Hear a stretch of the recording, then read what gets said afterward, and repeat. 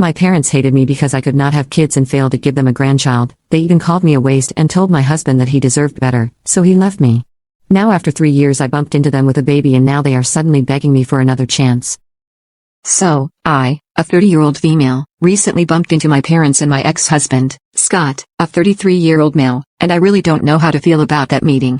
For context, my parents and I have not been on speaking terms for almost 3 years, and it's the same with my ex-husband.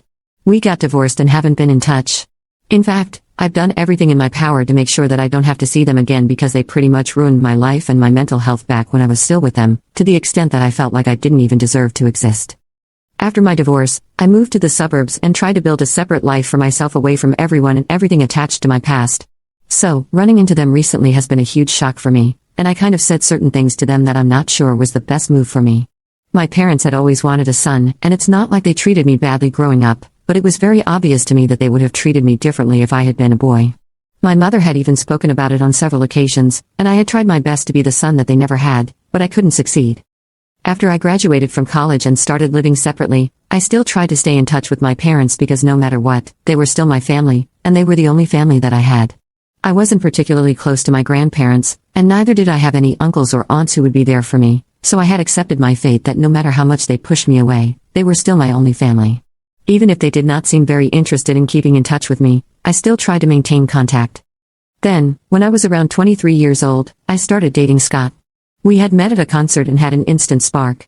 After dating for a while, my parents started putting in more of an effort to keep in touch with me. They would call me more often and ask me about my relationship and basically express more of an interest in my life. I had noticed this change, but because it was a welcome change, I did not think much of it and just accepted it. The longer I dated Scott, the more involved my parents became in my life, and after one point, it felt like we were all just one big happy family.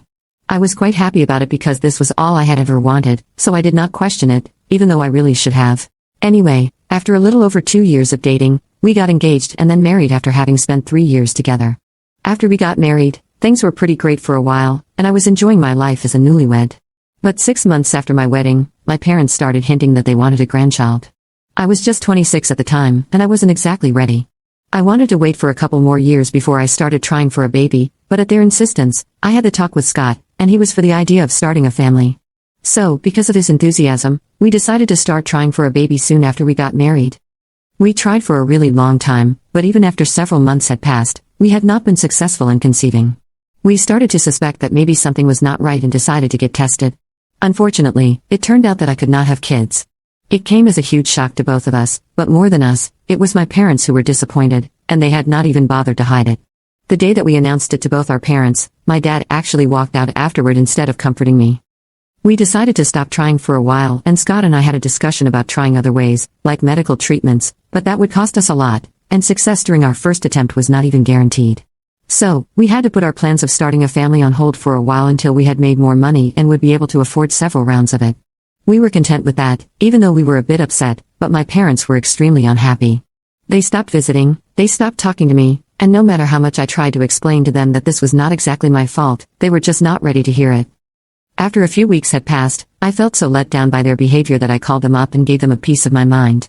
I told them that they had been treating me a little too cruelly just because I couldn't give them a grandchild right now, and that made me doubt whether they were even capable of being good grandparents when I would actually be able to have a kid. I told them that they had treated me harshly all my life just because I was not a guy, and I could see how differently they treated my husband. For a really long time, I had tried to ignore all of that and maintain our relationship, but now I was not interested in keeping in touch with them anymore, and I would appreciate it if they stayed away from me forever.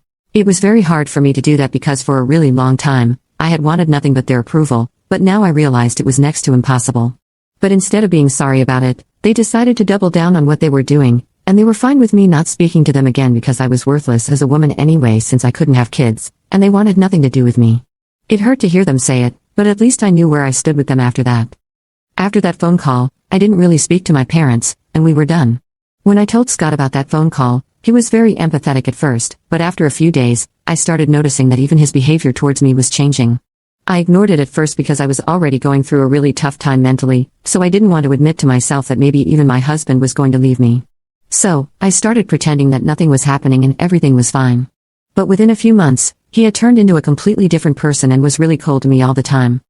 I tried my best to save our relationship by putting in the effort that I could, But it did not help because after 3 months, he showed up at home with divorce papers and said that he was done with me. I couldn't say that I was shocked, but I still tried to reason with him, and I told him that we could always try for a baby later, but he told me that there were a lot of reasons that he wanted to leave, and he just didn't want to get into it. He wanted this to be over as soon as possible because it was difficult for both of us. The divorce took almost 7 months to be finalized, and those were the toughest of my life so far. I was completely on my own, and I had really broken down. To make matters worse, a couple of weeks after he told me that he wanted a divorce and had moved out, I found out from a few relatives that Scott was apparently living with my parents. I knew that talking to them wouldn't help, so I decided to talk to my in-laws about it, and it was a very uncomfortable conversation. They said that my parents had apparently been in touch with Scott for the past few months, and I guess they had been brainwashing him into leaving me or something, which is why Scott had decided to leave, even though my in-laws did not think it was a good idea. But he had fought with them and wasn't speaking to them anymore. I don't know the specifics of what they had told Scott, but I remember my in-laws telling me that Scott had implied that my own parents had said that he deserved better. So, I'm still not sure of what exactly they had told him, but I guess they were just desperate to have a son in any way whatsoever. Since I wasn't speaking to them anymore, neither could they hope for a grandchild from me. Soon, they decided to take Scott under their wing and got him to leave me. I was left pretty broken after my divorce, and it took me several months to get back on my feet, but I was able to do it. Since then, I have not looked back and have done everything in my power to forget about the past and move on. After the divorce, I moved out of my house to the suburbs. I got a new job, changed my look and everything, and blocked my parents and Scott on social media.